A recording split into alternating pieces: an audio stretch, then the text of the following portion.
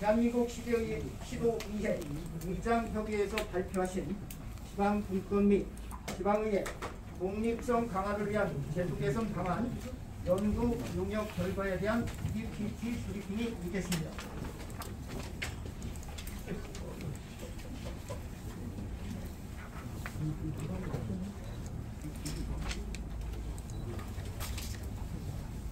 네. 안녕하세요. 상정회장입니다. 3년도 10년이 됐습니다. 너무 안 받으시고요. 먼저 바쁘심에도 불구하고 저희 23년도 1월 10년 기간 간담회에 참석해 주신 의원 여러분들 진심으로 감사드립니다. 시작이 앞서 사회자가 진행자가 말씀드린 것처럼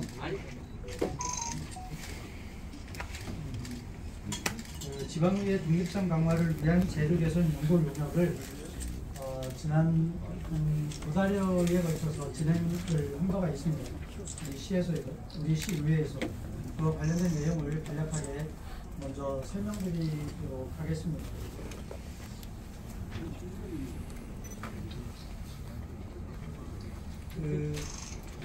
이 제도 개선 이 용역은 전국 지방 그러니까 방역의회 의장협의회에서 각 시도의회별로 정책 사업비를 지급을 했는데요.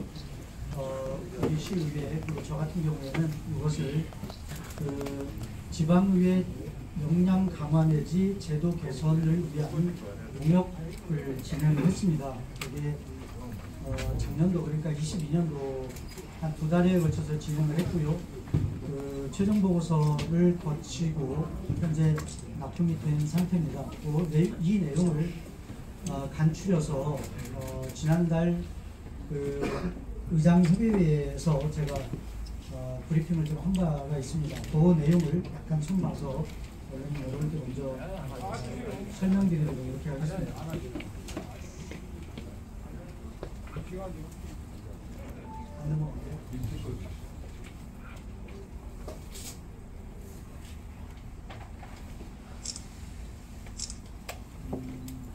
방금 설명드린 내용입니다. 이게 용역기간은 작년 10월부터 12월까지 2달간 진행을 했고요. 그리고 수행기간은 한국지방자치학회라고 있습니다. 박노수 교수가 이 분야에 대해서 상당히 권위가 있는 분인데요. 이분이 진행을 했습니다.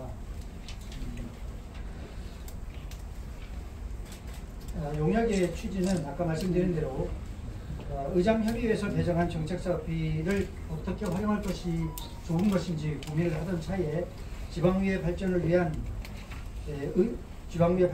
의미 있게 사용하는 것이 좋겠다는 판단 하에 용역을 수행하게 됐습니다. 잘 아시는 것처럼 작년도 22년 7월에 지방자치법 전면 개정이 됐습니다만 전면 개정이 되었는데 그 내용상으로 보면 인사권 독립을 포함해서 몇 가지 현안들이 그러니까 법 테두리 안으로 들어온 바가 있습니다만 여전히 지방자치의 구조가 단체장 위주로 되었기 때문에 의회가 상대적으로 약한 이런 구조입니다. 그래서 어떻게 하면 지방의회의 역할 내지 역량을 자치단체장과 좀 비슷하게 제도 개선을 할 수 있을까 이런 차원에서 용역을 진행하게 됐다는 점을 말씀을 드리겠습니다.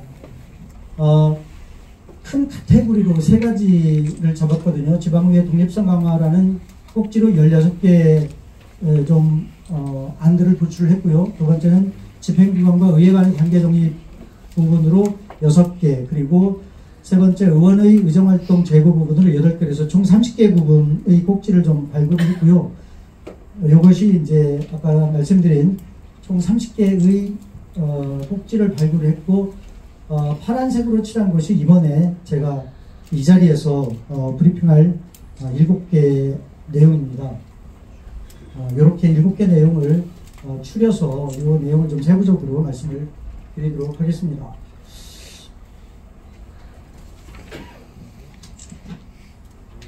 먼저 첫 번째인데요. 의장 정책보좌인력제 도입인데요. 현행 법상 지방자치단체장의 경우에는 관련 법령, 그러니까 지방자치단체의 행정기구와 정원기준 조례 규정에 의하면 전문 임기제 공무원을 둘 수가 있습니다. 그리고 행안부 지방공무원 인사제도 운영 지침에도 관련 근거가 있거든요. 그럼에도 불구하고 지방의회 의장들은 현재 법상 근거가 없어서 임용이 불가하고요. 특히 행안부 지방공무원 인사제도 운영 지침에 의하면 지방의회 의장은 그러니까 전문 임기제를 임용할 수 없다라고 공세 규정을 아예 둬버렸습니다. 이게 대표적인 지자체 장과의 관계에서 불균형 규정 중에 하나입니다. 그래서 하단에 보면 개선 방안에 지방의회 의장도 단체장과 마찬가지로 정책 보좌 인력을 둘 수 있도록 하는 규정이 좀 필요하다. 이렇게 정책 제안을 좀 한 바가 있습니다. 이것은 방금 설명드린 관련 규정들입니다. 이렇게 좀 차별적인 요소들이 있고요. 현재 관행적으로 이렇게 되어 있는데 이런 점들을 좀 발굴해서 제도 개선이 필요하다는 말씀을 좀 드렸습니다. 두 번째는 의장 자문기구 설치 운영인데요. 현행법상 지자체장 같은 경우에는 각 분야별로 다양한 위원회를 구성해서 운영하고 이게 시책에 반영할 수 있는 구조인데요. 마찬가지로 지방의회 의장 같은 경우에는 이런 규정들이 없어요. 다만 의정자문위원회나 정책자문위원회 등 관련한 위원회들이 있는데 여기 보시면은 이게 전국 17개의 지방의회의 위원회 구성 운영 현황을 파악을 했습니다. 우리 세종을 비롯해서요, 전국에 서울, 울산, 강북, 강원, 충북 이렇게 5군데가 위원회를 구성조차 하지 않고 있어요. 그리고 경기나 제주 같은 경우에는 운영하고 있지만 그냥 도식적인, 물론 꼭 필요한 운영의 위원회이긴 한데 도식적인 형태에 그치고요. 각 지역의 특성에 맞는 위원회를 구성하지는 못하고 있다는 말씀을 드립니다. 그래서 지방의회도 각 지역의 특성에 맞는 위원회를 좀 운영을 해서 지역 발전에 기여하는 것이 낫다는 생각을 하게 됐습니다. 세 번째입니다. 단체장의 제2요구 요건 개선인데요. 현행법상, 그러니까 지방자치법 제120조에 의하면 단체장은 예산을 포함한 지방의회 의결이 월권이거나 법령 위반이거나 공익을 현저히 해친다고 인정되는 경우에는 제2요구를 할 수 있도록 되어 있습니다. 그런데 이것은 학설적으로 굉장히, 그러니까 세 번째 공익을 현저히 해친다고 인정되는 경우 같은 경우에는 가의적인 개념이라고 해서 논란이 많이 있거든요. 이것을 좀 개선하자는 게 이제 핵심인데요. 예를 들어서 예산 같은 경우에 우리나라는 예산 의결주의법 논리에 따라서 단체장에게 예산에 대한 제2요구권을 폐지를 해야 된다는 게 대다수의 의견들입니다. 참고로 국회 예산 같은 경우에는 국회 의결 후에 바로 예산으로서 확정이 되고요. 대통령에게 별도의 거부권을 인정하지는 않고 있습니다. 마찬가지로 아까 말씀드린 것처럼 공익을 현저히 한다고 인정되는 경우 등 이게 가의적 개념을 포함하고 있기 때문에 지자체장의 제2요구권을 월권 법령 위반으로 명백하게 정리할 필요가 있다고 생각을 하게 됐습니다. 네 번째입니다. 의장, 부의장 불신 요건 강화인데요. 그 표에서 보시는 것처럼 단체장의 경우에는 그러니까 지방자치법 25조에 따라서 단체장에 대한 주민 통제 수단으로 주민 소환제를 운영하고 있습니다. 주민 소환에 관한 시행령에 보면 밑에 보시는 것처럼 일정 요건이 해당이 되면 주민 소환제를 운영하고 있거든요. 그런데 지방의회 같은 경우에는 지방의원도 주민 소환제를 마찬가지로 제도를 두고 있어요. 여기에다가 의장, 부의장 같은 경우에는 단체장에게 없는 불신임 제도가 있고요. 특히 불신임 의결 요건도 일반 안건 의결 정족수와 마찬가지로 제적 4분의 1 발의와 제적 의원 과반수의 찬성으로 통과할 수 있도록 이렇게 되어 있어요. 이것은 결국에 어떤 영향을 미치냐면 지방의회의 안정적인 운영과 계속성에 위협이 되는 요소로 평가를 받고 있고요. 참고로 국회의장 같은 경우에는 국회 내의 불신임 의결 규정 자체가 없습니다. 그래서 맨 하단에 보시는 개선 방향은 불신임 의결 정족수를 단체장의 제2요구 의결 정족수 수준으로 맞추는 것이 타당하다고 의견을 제시를 했습니다. 다섯 번째입니다. 보수체계 및 의정비심의위원회 운영 주체인데요. 단체장 같은 경우에는 지방공무원 보수 규정에 따라서 고정급적 연봉제를 적용하고 있거든요. 이렇게 되어 있습니다. 그래서 보시는 것처럼 특광시도지사 같은 경우에는 그 정액제로 이렇게 규정되어 있어요. 물론 이것은 그 매년 개정해야 하는 번거로움이 있긴 합니다. 그러나 이런 규정들이 있고요. 반면에 지방의회 같은 경우에는 4년에 한 번씩 원구성 후에 의정비심의회를 구성을 해서 결정하도록 되어 있어요. 이것조차도 의정비심의위원회의 위촉을 단체장이 하도록 했고요. 한 번 일정으로 4년간 지속하도록 되어 있습니다. 이것은 현실에 좀 맞지 않는다는 생각이고요. 따라서 맨 하단에 보면 개선 방안을 지방의원 같은 경우에도 보수체계를 지자체장과의 형평성에 맞춰서 고정급제 연봉제를 적용을 하고 그 구성 권한 자체도 단체장이 아니라 지방의회 의장으로 변경하는 것이 타당하다는 의견을 제시했습니다. 여섯 번째입니다. 감사위원회 의회 이관 및 자체 감사기구 설치인데요. 단체장의 경우에는 감사기구를 소속 합의자 행정기구나 보좌기구로 운영할 수 있도록 현재 되어 있고요. 그에 대한 인사권 자체도 단체장에게 있습니다. 그런데 지방의회 같은 경우에는 법상으로 설치 근거가 없어서 설치하는 것 자체가 불가능하고요. 따라서 의회의 그 고유한 기능 중에 하나가 그 집행부에 대한 견제와 감시인데 이 견제와 감시 역할을 제대로 하는 데 있어서 좀 제도적인 보완이 필요하다 이렇게 말씀을 드리겠습니다. 따라서 자체 감사기구도 지방의회 소속으로 이관하는 것이 집행부에 대한 견제 감시를 충실히 하는데 효과적이다 이렇게 생각을 합니다.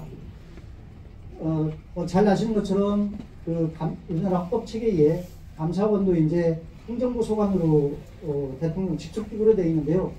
대다수의 유럽에서는 감사기구가 의회나 아니면 별도 기구로 독립해서 운영되고 있다는 점을 아울러 말씀을 드리겠습니다. 끝으로 일곱 번째인데요. 의원들의 공약이익 추진기구 설치입니다. 지자체장의 경우에는 공약사항을 추진하기 위해서 조례, 규칙, 예비 등을 100분 활용을 해서 공약별로 이행 상황을 점검하는 등 체계적으로 추진하고 관리하는 것이 현재 상황입니다. 반면에 지방의회 같은 경우에는 단체장에 비해서 상당히 미약하고요. 밑에 보시는 것처럼 지방의회 의원들이 공약을 이행하기 위해서 사무처 직원과 협업하는 형태를 선거법 위반이라고 유권에서 계속 내리고 있습니다. 우리 세종시 의회에서도 작년에 추진을 하다가 세종시 선관위에 질의를 했습니다만 유성한 답변을 받았거든요. 그래서 이것도 좀 선관위의 전향적인 해석이 좀 필요하다고 생각을 하고요. 이것은 전국 광역의회 협의회 차원에서 좀 공론하기로 이런 현재 이야기하고 있는 중입니다. 이상 7가지 내용을 이렇게 간략하게 설명을 드렸습니다. 이렇게 용역을 추진하는 것은 모두에 말씀드린 것처럼 지방의회의 독립성을 강화와 본래의 기능인 집행부에 대한 견제와 감시를 충분히 하기 위해서 역량을 강화한다는 차원에서 용역을 진행했다는 말씀을 드리겠습니다. 이상입니다.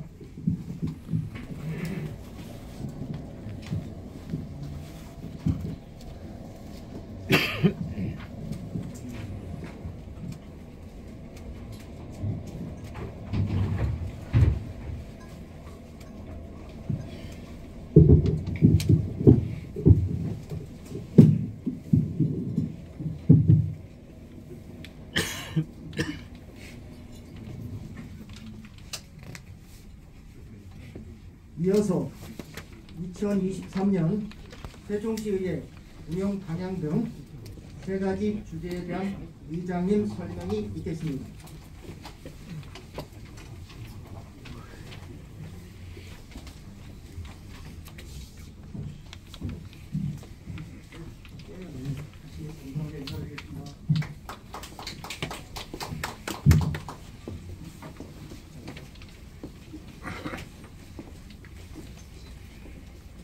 안녕하십니까. 세종시의회 의장 장병훈입니다. 2023년 새해를 맞이하여 시민 및 언론인들과 총회장을 넓히고자 기자간담회를 개최하게 되었습니다. 먼저 브리핑에 앞서 물가 상승과 금리 인상, 경기 침체 등으로 경제적 어려움을 겪고 있는 시민분들께 힘내시라는 격려와 위로의 말씀을 드립니다. 오늘은 올 한 해 우리 시의회 운영 방향에 대해서 큰 틀에서 말씀드리고자 합니다.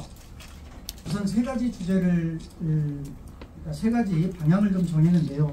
첫 번째로는 세종시 정체성 확립을 위한 세종시의회의 역할과 운영 방향이고요. 두 번째는 지방자치 발전과 지방의 독립성 강화를 위한 대응 방향, 그리고 세 번째 집행부와 관련한 세종시의회의 역할 강화를 위한 2023년도 운영 방향, 이렇게 큰 틀에서 세 가지 방향을 잡았습니다.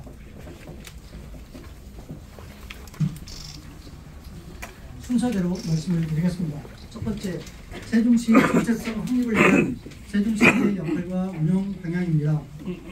우리 세종시는 2002년 노무현 전 대통령의 행정수도건설 선언 이후 많은 우여곡절을 겪으며 2012년 수도권 과밀 해소와 국가균형 발전이라는 정체성을 가지고 출범했습니다. 이러한 우리 세종시의 정체성 확립을 위한 핵심 요소는 행정수도 완성과 자족기능 확충에 있다고 생각을 합니다. 지난 10년 동안 47개 행정기관과 25개 공공기관이 이전하였고 생활권별 각종 도시 인프라가 구축되었으며 인구도 39만 명으로 증가하는 등 세종시가 국가균형발전의 선진도시로서 성장해 오는데 많은 성과도 있었습니다. 그러나 현 시점에서 면밀히 살펴보면 우리나라 인구의 절반과 사회, 정치, 경제, 문화의 기반은 여전히 수도권에 집중되어 있고 지방은 그 소멸 위기를 걱정하고 있는 상황입니다. 대통령실과 국회, 법무부를 비롯한 일부 중앙행정기관이 계속 수도권에 남아있어 행정 비효율의 문제를 계속 야기하는 등 국가균형발전의 핵심인 행정수도 완성과 자족기능 확충이라는 과제가 여전히 숙제로 남아있습니다. 우리 시의회는 올 한 해 진정한 의미의 국가균형발전 상징 도시로서의 세종을 완성해 가기 위해 지난 10년을 되돌아보고 향후 10년을 준비하며 행정수도 완성과 자족기능 확충에 모든 노력을 기울여 나갈 계획입니다. 지난 5일 김진표 국회의장께서는 행정수도 완성의 현실인 국회 세종서당 건립을 구체화한 국회 세종서당 설치 및 운영에 관한 규칙안을 국회 운영위원회에 제출한 바 있습니다. 이는 생지구은 세종 시민의 영혼을 담아 우리 시의회에서 지속 요구했던 사항이 현실화된 만큼 이제는 지난해에 이어 대통령 세종시설 설치의 구체적 이행과 함께 국회 세종서당 근원이 아닌 정부 이전 및 건립 지속 추진에 모든 역량을 집중하는 한편 법무부 및 수도권 잔류 중앙행정기관의 세종 이전과 개통 및 디지털 미디어 단지 조성, 세종법원 설치 등의 추진에 있어서도 우리 시의회 차원의 결의안, 건의안 등을 채택하여 대통령실, 국회, 중앙행정기관에 이게 강력한 의지를 알리고 필요하다면 4개 충청권 광역시도의 힘을 모아 대통령, 국회의장과의 면담을 추진하는 등 행정수도 완성을 구체화한 노력들을 계속해 나가겠습니다. 또한 이와 더불어 우리 세종시가 국가균형발전의 모범도시로서 온전히 성장할 수 있도록 자족기능 확충에 많은 노력을 기울이겠습니다. 자족기능 확충의 핵심은 우량기업 입지를 통한 일자리 창출로 지역경제의 선순환 구조를 만들고 우수대학 유치를 통한 지역인재 확보와 정주 인구 확대에 있다고 생각합니다. 우리 시의회는 이를 위해 중앙정부 차원의 규제개혁과 제도적 개선이 필요한 사항에 대해서는 적극 대응하고 우리 시 자체 규제와 제도적 이의점에 대해서도 지속적으로 개선해 가도록 하겠습니다. 최민호 시장께서 추진하려는 경제 자유교역 지정과 글로벌 창업 비리지 조성 등 자족기능 확충 정책에 대해서도 면밀히 검토하여 협조할 부분은 적극 협조하고 미흡한 부분은 정책적 대안을 제시하는 한편 KTX 세종역 설치, 충청권 메가시티 건설, 세계대학 단계대회 소록역 대체 등과 같은 자족기능 확충 작업도 차질 없이 추진되도록 모든 역량을 집중하여 우리 세종시가 국가균형발전의 모범도시로 완성할 수 있도록 저희 세종시 외도 최선을 다하겠습니다. 두 번째입니다. 지방자치 발전과 지방의회 독립성 강화를 위한 대응 방안입니다. 다음은 여러분 잘 아시는 것처럼 지난해 정부 개정된 지방자치법 시행으로 지방의회 인사권이 독립되고 주민들의 발언 정책과 새롭게 시행되는 등 지방자치 발전과 지방의 독립성 강화에 많은 진전이 있었습니다. 그러나 여전히 지방의 정책들은 중앙정부의 정책에 따라 크게 영향을 받고 있고 법률의 유인 범위를 넘을 수 없는 조례 제정권의 한계와 입법 활동 보좌 인력의 부족, 지방의회의 조직권과 예산 분석권 부재 등은 지방자치 발전과 지방의회 독립성 강화에 저해 요인으로 작용되고 있습니다. 특히 집행기관인 시장과 교육감의 권한은 강하고 의회의 권한은 약하게 설계된 현재의 제도로서는 의회 본연의 역할인 집행기관에 대한 견제와 감시를 충분히 할 수 없는 구조적 한계에 봉착해 있습니다. 시민의 대기관인 지방의회가 지역 내 불균형적인 발전과 시민 불편함 해소와 같은 지역사회 문제를 주체적이고 능동적으로 해결해 나가는 데 어려움을 겪고 있습니다. 저는 지난해부터 이러한 문제점 해결을 위해 대한민국 시도의회 의장협의회에 참석하여 정책위원장직을 수행하며 지방의회법 조급적인 촉구 건의안과 자체 감사기로 지방의회 산하이속 건의안 등을 제안하여 만장일치 가결을 이끌어냈으며 의장협의회 정책사업비를 활용하여 전국 시도의회 최초로 지방의회 독립성 강화를 위한 제도 개선 연구 용역을 실시해서 의장협의회에서 그 결과를 브리핑하는 등 지방자치 발전과 지방의회가 대의민주주의 실현을 위한 독립기관에 걸맞는 역할과 권한을 행사할 수 있도록 제도적 개선을 위해 많은 노력을 기울여왔습니다. 작년 한 해는 이러한 지방자치 발전과 지방의회 독립성 강화를 위해 소색을 가지는 해였다면 올해는 전국 시도의회 의장 및 우리 시의회 의원님들과 함께 성과를 만들어내는 해로 삼겠습니다. 특히 지방의회법 제정 및 시행, 자체 감사기구 지방의회 산하 이속, 지방의정연수원 설립, 정책 지원 인력 확대, 의정비 현실화, 의원 공약이행 추진기구 설치 등을 중심으로 부족하거나 불충분한 제도 등을 지속적으로 개선하도록 하겠습니다. 우리 시의회 의원님들과 함께 힘을 모아 제도 개선을 위한 논리적 의제를 만들고 이를 의장협의회의 안건으로 제안하여 전국적 공감대를 이끌어내는 것은 물론 국회와 대통령실, 중앙부처에 관한 내용을 전달하여 제도 개선을 지속적으로 추구하여 가시적인 성과를 내도록 하겠습니다.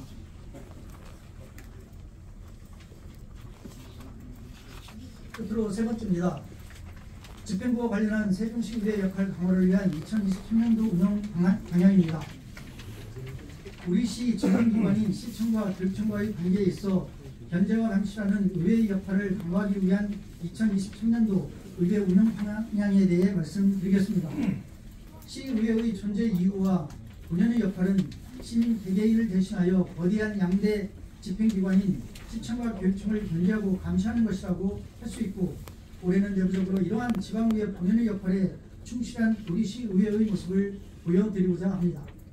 시청과 교육청의 거대한 집행기관에 맞서 의회의 견제와 감시 기능을 강화하기 위해서는 앞서 말씀드린 바와 같이 제도적 개선을 통한 의회의 독립성을 강화해가는 방법이 있겠지만 내부적으로는 시의회 구성원인 의원들과 사무처 직원들의 역량을 강화시키기 위한 노력도 중요하다고 생각하고 23년도에는 이 부분을 중심으로 의회를 이끌어 나갈 생각입니다. 우선 의원님들 개개인의 역량을 강화하기 위해 국회 및 타 기관과의 교류 및 연수를 확대 강화하고 직무 역량 강화 프로그램을 정례화하여 내실 있게 추진하겠으며 현장 의정 활동을 적극 지원하고 의원 연구모임과 특별면의 활동 활성화를 위해 노력하겠으며 의정 모니터단, 시민사회단체, 학계 전문가 그룹 등 다양한 분야의 주체들과 정책 간담회를 확대해 가겠습니다. 또한 올해 2월부터 의원님들의 정책적 의정활동 지원을 위한 인력, 정책지원관입니다. 6명에 대한 추가 채용을 완료하여 집행기관에 대한 견제와 감시 역할을 충실히 수행할 수 있도록 의정활동 지원 체계 구축에도 만전을 기하겠습니다.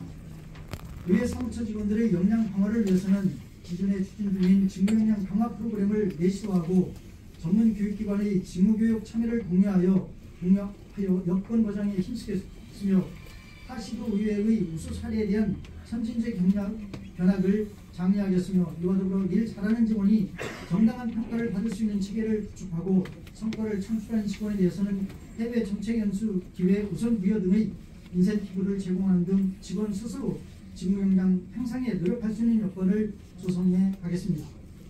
이처럼 올 한해는 시의회가 의회 본인의 역할을 충실히 수행할 수 있도록 그 어느 때보다 구성원들의 역량 강화에 모든 노력을 기울여 능력 있고 일 잘하는 의회상을 만들어 나가도록 하겠습니다. 올해의 사자성어는 함께 살고 함께 번영해 가자는 의미로 우리 시의회는 공존 공영으로 정했습니다. 일상적으로 많이 쓰이는 공존 공영을 올해의 사자성어로 선정한 이유는 의회의 기본 원칙과 기능인 민의 수렴, 집행에 대한 견제와 감시 및 협업에 충실하자는 취지이며 또한 공존 공영은 대한민국이라는 큰 틀에서 수도권과 지방이 함께 번영할 수 있는 국가 균형 발전을 실현해가고 아울러 세종시에서는 신도심과 원도심, 도시와 농촌이 지역 내 균형 발전을 실현해가자는 의미도 담고 있습니다. 이러한 의미에서 올해 우리시 의회 운영 방향과도 일치한다고 생각합니다. 2023년은 이러한 공정의 정신으로 더불어 함께 잘 사는 세종시를 만들기 위해 세종 시민들과 함께 힘차게 나가겠습니다. 앞으로 많은 응원과 격려를 부탁드리며 브리핑을 마치겠습니다. 감사합니다.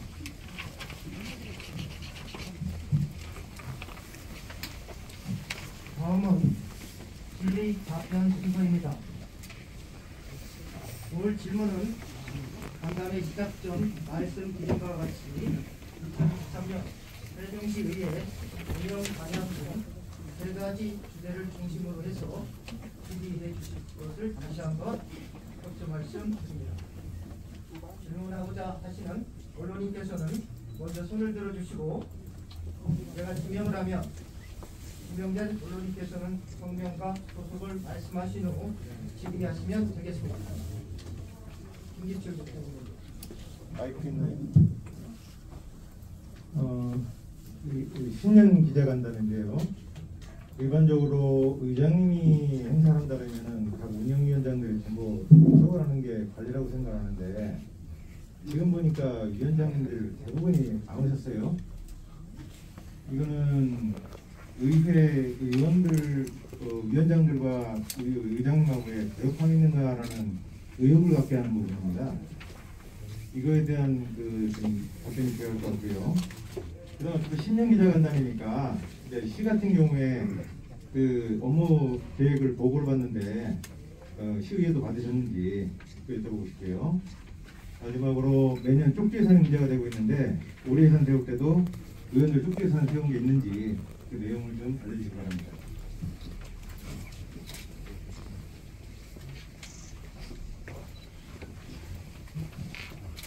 네, 질문 주셔서 감사드립니다.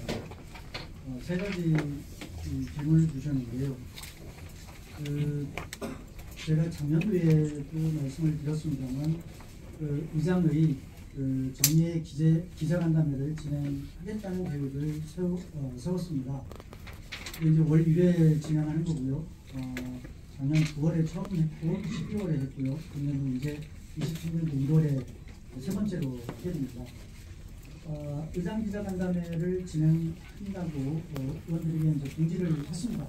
다만 의장 기자간담회에 상임위원장들을 비롯해서 원님들이 꼭 참석해야 되는 건 아니고요. 이렇게 오늘 바쁘신 와중에도 의원님들 참석을 해주셨는데 의장으로서 감사드립니다. 그러나 불참했다고 해서 불협함이 있는 건 아니고요. 그런 내용을 하지 말아주시기 바라고요. 다음부터는 좀 더 공유해서 관심 있는 상임위원장 또 의원님들은 함께 할 수 있도록 노력하겠습니다.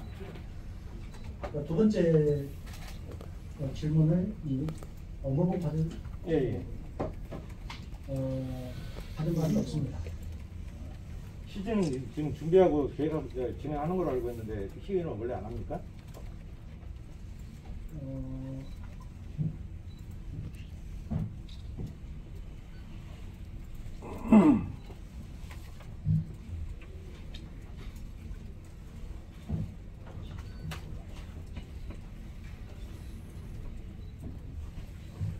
시에서는 현재 시장님이 업무보고를 받으려고 준비하고 있고 실무별로 이렇게 준비를 하고 있다는 말씀을 지금 들었고요. 우리 시의회도 15일 이전까지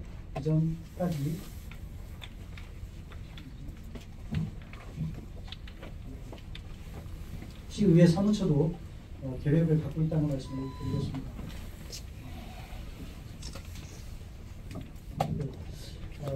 신년이 됐기 때문에 조직의 업무 부분은 필요하다고 생각을 하고요. 시의회 사무처도 원만하게 들을 수 있도록 노력하겠습니다. 세 번째인데요. 혹시 예산 구체적으로 질문. 그 집행부에서 원래 세우지 않은 예산을 의원들이 예산 편성 과정에서 자기들 임의대로 필요에 따라서 넣거나 삭감한 형태죠. 그래서 원래 집행부에 올라온 그 예산 원안은 없으나 최종 결정하는 과정에서 포함된 내용들을 말씀드립니다. 잘 아시겠지만 예산 심의 의결권은 의회에 있습니다.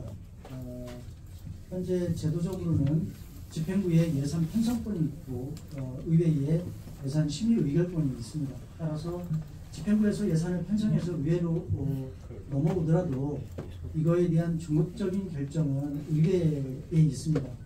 이제 일반적으로는 집행부에서 편성한 예산을 전제로 하고 있습니다만 집행부에서 예산 편성하는 과정에서 일부 누락되거나 또는 자료를 의회에 보낸 이후에 예산 편성의 필요성이 또 느껴지는 사업들이 있거든요.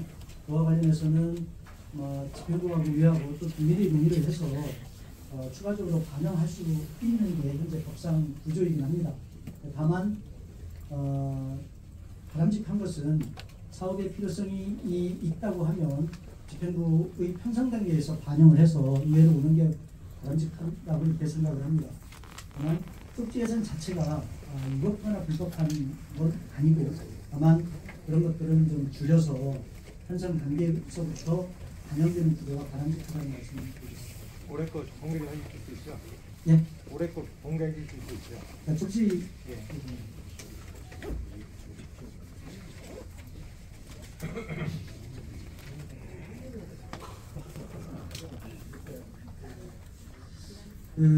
쪽지 예산의 구체적인 내용을 제가 면밀하게 검토를 못 해봤는데요. 관련된 상임위에 제가 바로 보고 공개할 수 있는 내용은 공개하도록 하겠습니다. 다음 질의하실 오태인 이용상 기자입니다. 저는 사자성어의 공정 공영에 관련돼서 질의를 하겠습니다. 먼저 전 의원께는 국민의힘 쪽에 한 분이 있었어요. 이번에는 6분이 됐거든요. 기획과 7분이 됐습니다. 공정 공영 전에는 지금 공정하려고 해도 좀 힘들었을 텐데 이번에는 그래도 7분이 계시니까 의회 차원으로 10개는 의회 차원을 좁게 공정 공영에 대해서 좀 심도 있게 추진 계획을 말씀해 주시고요. 그 불쌍한 국민의힘 언제번 한 명 있었거든요. 이번에 7명 조금 기준 살려 주시기를 그런 추진 계획이 있으시면 간단히 좀 부탁드립니다. 네, 질문 감사드립니다. 3대위회 때 김수수 의원님이 한 분 있었거든요. 저랑 상임위를 2년 동안 했습니다. 제가 교환위원장 할 때 그분이 교환위원이셨는데요. 공정 균형을 충실하게 진행했다고 생각합니다. 절대 불쌍하지 않습니다. 지금 이제 우리 의회 정원이 20명인데요. 국힘 의원님이 7분, 민주당 의원님이 13분입니다. 원구성 과정에서부터 공정 공영의 그 원리가 잘 작동됐다고 저는 생각을 합니다. 제가 공정 공영을 쓴 것은 의회 내에서의 그런 협소한 시각에서 제가 쓴 건 아니고요. 오히려 작게 보면 아까도 말씀드렸지만 세종시 내에서의 균형 발전 그리고 좀 더 큰 틀에서는 국가 균형 발전이라고 하는 틀에서 말씀을 드렸습니다. 제가 우리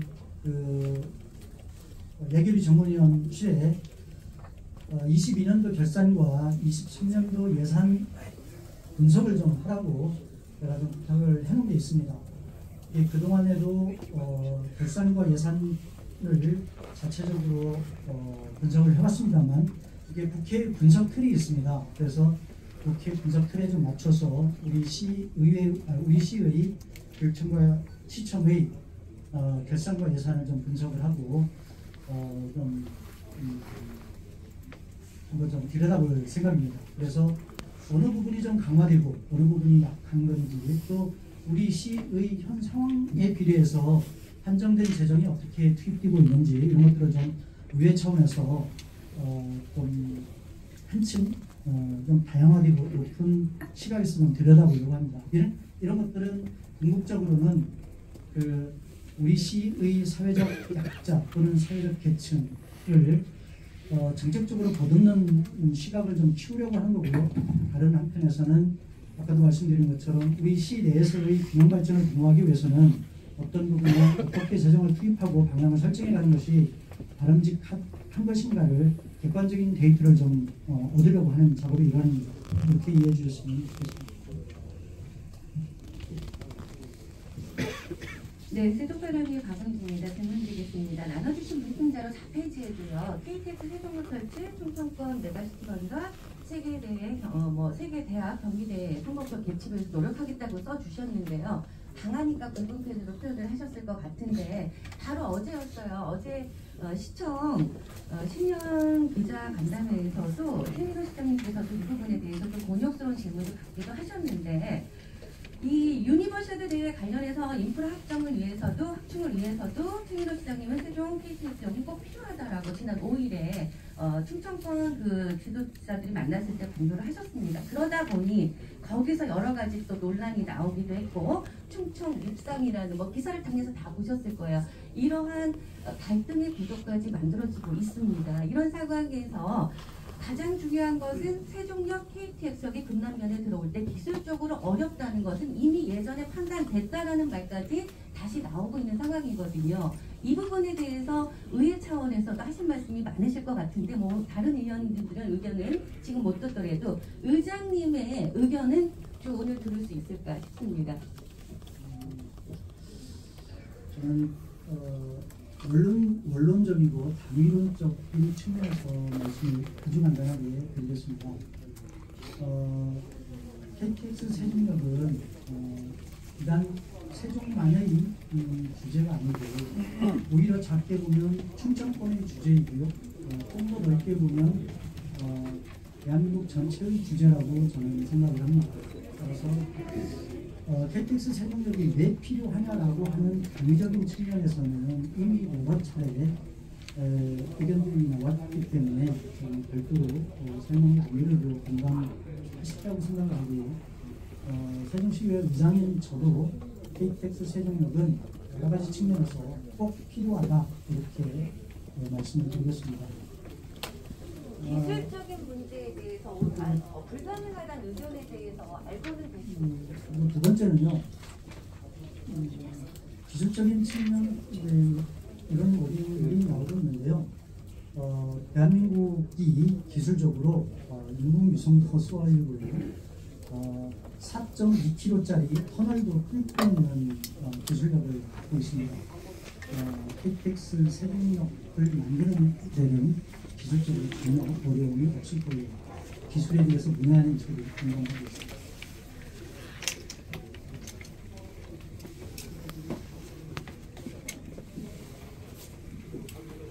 저는 김장교 기자입니다. 정책지원관이 올해 2월쯤에 6명, 나머지 6명 운영 계획이라고 지금 취재를 알게 됐는데, 앞으로 이 운영 계획에 대해서 의원 정수 2분의 1에 지금 현재 확보되는 상황이라고 한다면, 이것을 지금 아침에 취재한 결과는 멀티플레이어 1인 한 명당 멀티플레이어로서 임무를 부여해서 각 순서와 맞게 이렇게 한다라는 것으로 얘기가 되어 있는데, 그렇게 되면은 한 명의 정책지원관이 조례 그리고 시정질문 5분과랑 관련된 예산 관련된 모든 일들을 한 명이 다 플레이를 한다면, 그거에 대해서는 좀 분업적인 부분에서 뭔가 효율성이 떨어질 수 있는 부분이 또 없지 않아 있습니다. 그에 관련해가지고 정책지원관 제도가 올해 제대로 시행되는 부분에서 어떻게 운영하려고 하는지 계획을 알려주시면 좋겠고, 또 이제 일자라는 시위에 대해 주장을 하셨습니다. 성과를 창출하는 직원에 대해서 인센티브를 제공한다고 하셨는데, 임기제 공무원도 여기에 포함되는지 이렇게 여쭤보고 싶고, 아까 금방 다른 기자분께서 이제 KTX에 관련해서 말씀을 드렸는데, 김영환 저희 충청도지사가 이제 충청 기쌈이라는 단어 사실 좀 어떻게 보면 모욕적인 언사인데, 세종시 입장에선 사실은 우리 세종시 발전을 위해서 뭔가 노력하고 KTX 만드는 거나 이런 데에 대해서 주장하고 이런 부분에서는 당연히 당위성으로서 당연한 건데, 한 지역에서 인구 경쟁이라는 얘기를 빼가는 걸로 해서 이제 묵상이라는 단어를 썼는데, 사실 이거에 대해서는 사실 좀 공적인 직위에 있는 분이 이런 언사를 한 부분에 대해서 사실 철저한 유감 표명이 있어야 되는 거 아닌가 생각이 들긴 하는데, 어제 시장님의 그 기자회견에서 보면은 사실상 전략적 인내, 그래서 설득하시겠다 이렇게 말씀하셨습니다. 시의장 입장에서는 어떻게 생각하시는지 같이 부탁드립니다. 감사합니다. 질문 주셔서 감사합니다. 그 정책지원관 제도에 대해서는 본질적으로 제도의 부족한 부분이 있다, 이렇게 말씀드릴 수가 있겠습니다. 잘 아시는 것처럼 지방자치법상에 의회 정수의 2분의 1까지만 정책지원관을 들 수 있도록 했거든요. 그래서 우리 세종시의회도 올해 상반기에 채용 절차를 풀로 하더라도 의원 정수의 절반, 그러니까 10명까지 밖에는 안 됩니다. 그래서 정책지원관 한 명당 의원 2를 보좌할 수 있도록 이런 한계가 있거든요. 지금 말씀하신 것처럼 그러면 정책지원관이 조례 검토, 5분만 원, 여러 가지 이제 일을 하는 거 아니냐. 근데 이런 것은 다른 시도 의회도 현재 비슷한 구조이긴 합니다. 다만 우리 시의회에서 조금 고민할 부분은 이게 이제 의원들과 좀 더 논의를 하면서 가야 될 건데요. 기존에 정원연실이 있습니다. 기존의 정원연실 직원들하고 정책기획관하고 업무 분장을 어떻게 할 것인지에 대한 논의는 의원들과 좀 더 해서 진행하도록 이렇게 하겠습니다.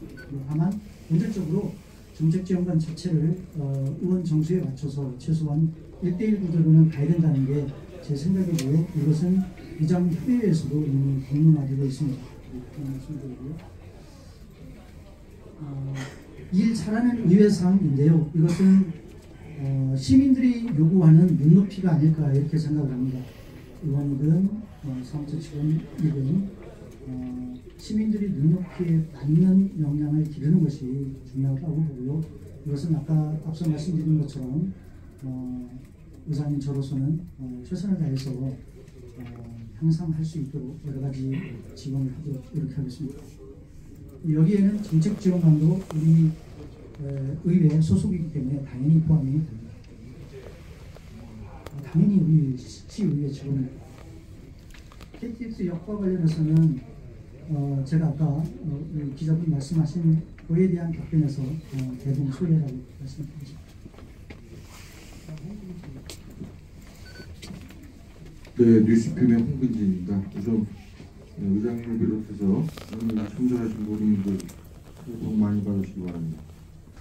저는 오늘 발표하신 것 중에 두 번째 지방자치 발전과 지방의회 독립성 강화를 위한 대응 방향에 대해서 우선 고언을 하나 드리고, 왜 그러냐면 이 문제는 사실은 아까도 의장님께서 설명하셨지만 지방자치제도가 부활한 1991년도부터 지방의회 독립, 지방자치 발전에 관한 건 계속 대두가 됐던 내용입니다.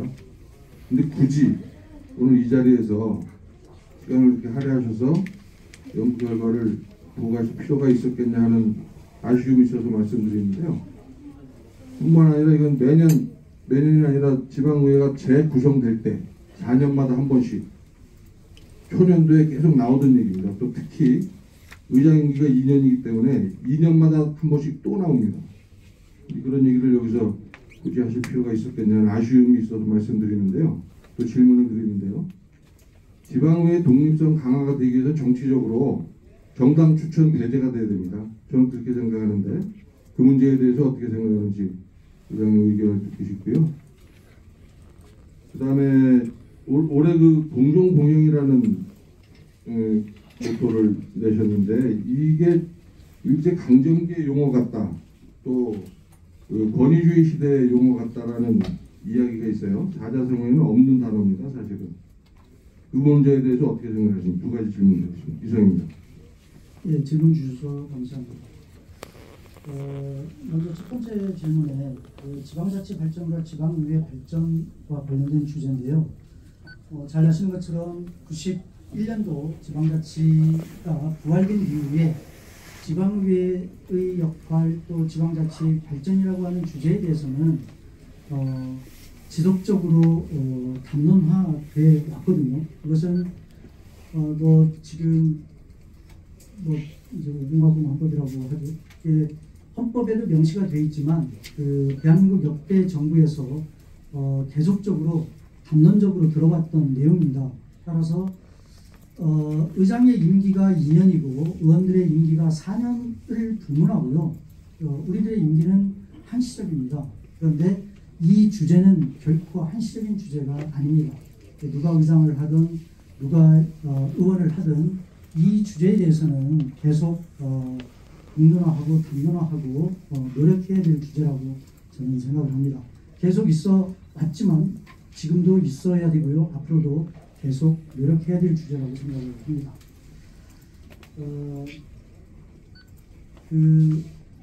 잘 아시는 것처럼 이제 지방권이 광역과 기초가 있는데요. 현재 광역, 기초 모두 다 정당 추천제를 시행하고 있습니다. 장단점이 있겠죠. 연합적으로 보면 기초 의원을 정당 공천에서 배제한 적도 있었습니다. 그런데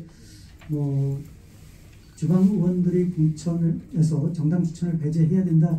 이게 당위적으로 한 걸 떠나서 제가 이 자리에서 언급한 것은 권한에도 없고요. 좀 그렇다는 점을 좀 이해를 해주시고요. 공정균형은